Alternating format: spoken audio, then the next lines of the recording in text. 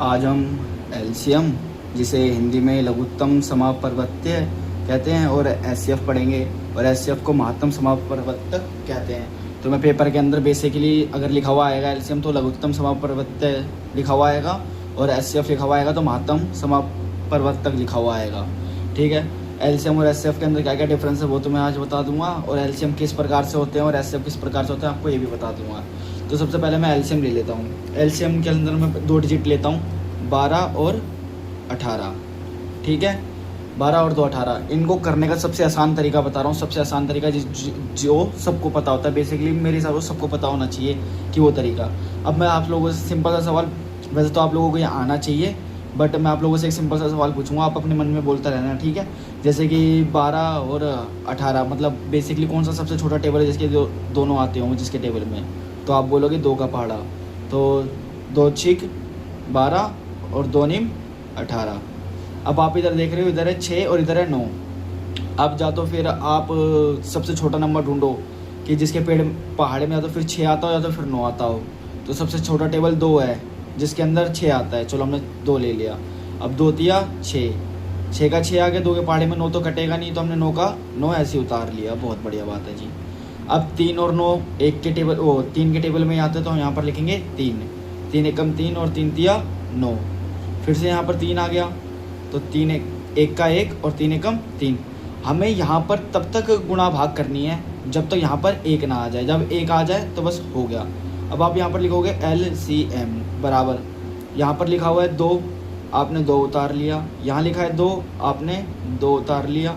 यहाँ लिखा है 3, आपने 3 उतार लिया। यहाँ लिखा है 3, आपने यहाँ पर 3 उतार लिया। होपफुली आप लोगों को समझ में आ रहा होगा। ठीक है। अब इधर 2 दूनी 4, 4 तिया 12 और 12 तिया 36। तो हमारा एलसीएम कितना आया? 36। ठीक है। एक और सवाल लेते हैं। अब लेते हैं 8 और 20। 8 और 20। अब वही सेम रूटीन आपसे मैं पूछूं कि 8 और 20 किसके टेबल में आएंगे, सबसे छोटा टेबल हो। आप बोलोगे 2 का टेबल। ठीक है जी। तो 2 चौक 8 और ये 10 पर आएगा, पता ही होगा इतना तो। फिर 2 दूनी 4 और 2 पंजे 10। अब इधर 2 है, इधर 5 है, तो सबसे छोटा कौन है जो कट रहा है? 2 है, तो हम यहाँ पर 2 लिखेंगे। 2 एकम 2, इधर आ गया 5। अब 5 तो 5 के टेबल में आता है और किसी के टेबल में आता नहीं, तो हम यहाँ पर ले लेंगे 5।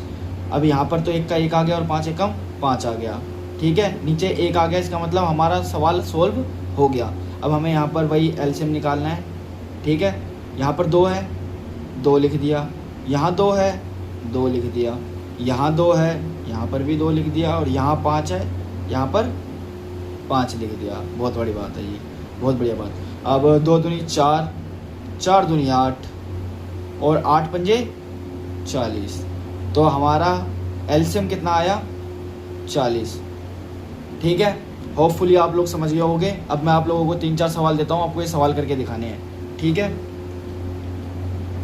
आपको 15 और 25 का एलसीएम निकालना है। फिर आपको 8 और 12 का एलसीएम निकालना है। ठीक है। फिर आपको 9 और 21 का एलसीएम निकालना है।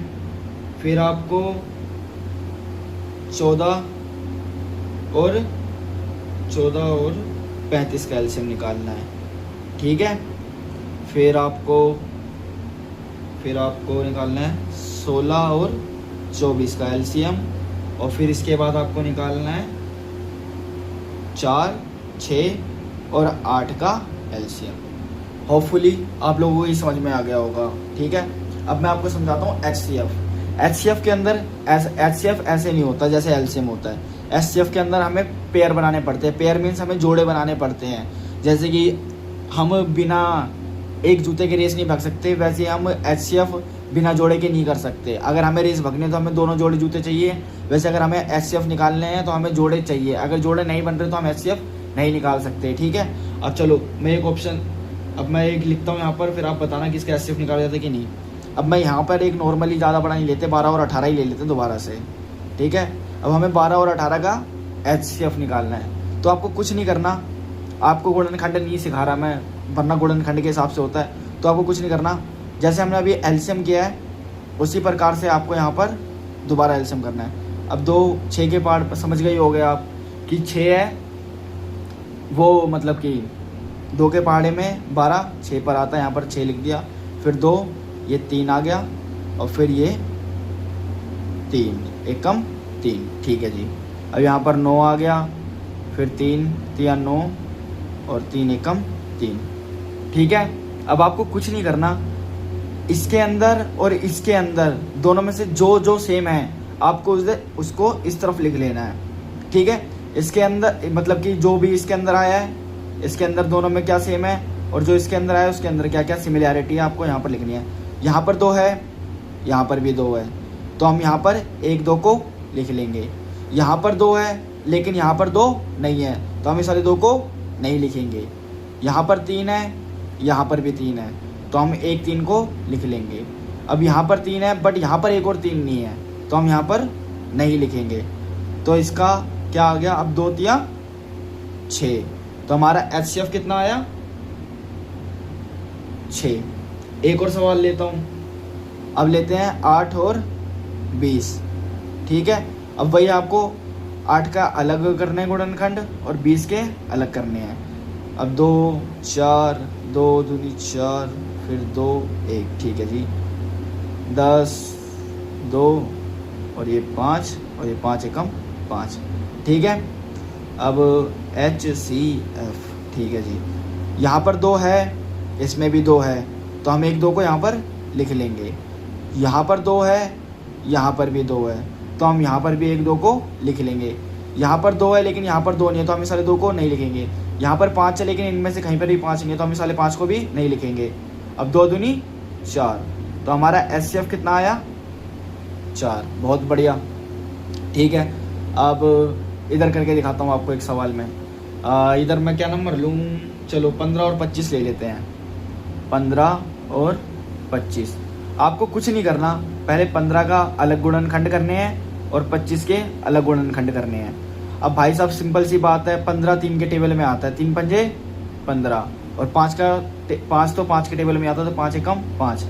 अब 25 किसके टेबल में आता है, सबसे छोटा टेबल बताओ जिसके अंदर 25 आता हो, लगाओ दिमाग, तुम बोलोगे 5 है, ठीक है, बहुत बढ़िया बात है जी। 5 25, अब 5 के टेबल में आता है, तो 5 एकम 5। यहाँ अब हम यहाँ पर लिखेंगे HCF। अब हमें जोड़े बनाने, जोड़े, यहाँ पर 3 है लेकिन यहाँ पर 3 नहीं है, तो हम इस वाले 3 को नहीं लिखेंगे। यहाँ 5 है और यहाँ पर भी 5 है, तो हम इस वाले 5 को यहाँ पर लिख देंगे। और ये वाला 5 का जोड़ा यहाँ पर नहीं बन रहा, तो हम इस वाले 5 को नहीं लिखेंगे। तो हमारा HCF कितना आ गया 5 आ गया, ठीक है। अगर आपको समझ में नहीं आया तो मैं एक और सवाल करते हैं, ठीक है, शायद इससे समझ में आ जाए। अब लेते हैं 9 और 21, 9 और 21, ठीक है। वही 9 का अलग HCF करना है और 21 का अलग HCF करना है। तो 3 के पहाड़े में ही 9 आता है मेरे अंदाजे से, तो मैंने कर दिया। 21 भी 3 के टेबल में आता है, 3 7 21 और 7 एकम 7, ठीक है, समझ में आ रहा होगा शायद। अब मैंने यहाँ पे HCF लिखा। अब यहाँ पर 3 है और यहाँ पर भी 3 है, तो हम यहाँ पर से उठाकर यहाँ लिख देंगे 1 3।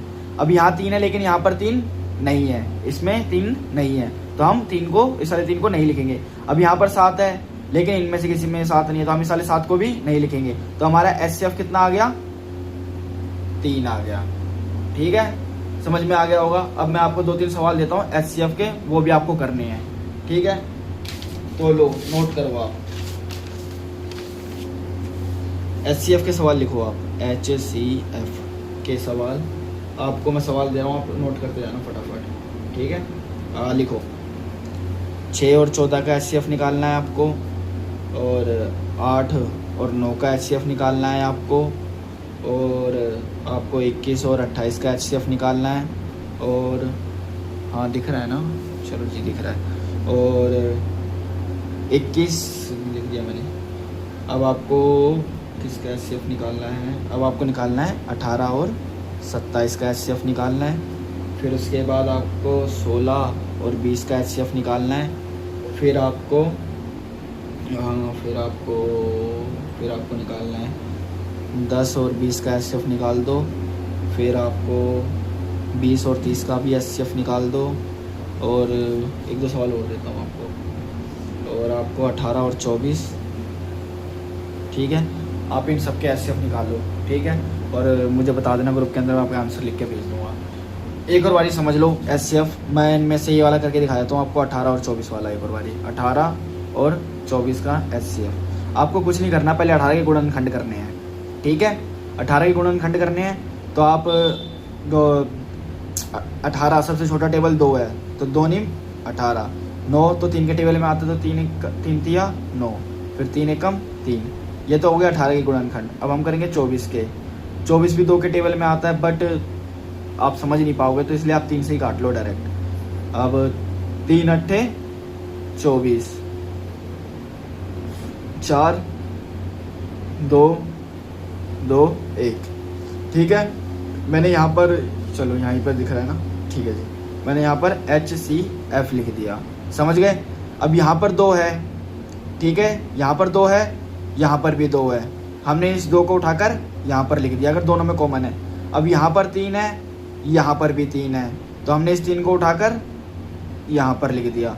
अब यहाँ पर 3 है बट यहाँ पर 3 अब नहीं है, और यहाँ पर 2 है बट यहाँ पर 2 नहीं है, ठीक है जी। तो अब 2 तिया 6, इसका HCF कितना आया 6। आई होप समझ गए होगे, ठीक है जी। अब आपको HCF और LCM समझ में आ गया होगा। अगर ना समझ में आया तो 2-3 वाली वीडियो देख लेना, मेरे हिसाब से सब कुछ क्लियर है, समझ में आ जाएगा आपको, ठीक है।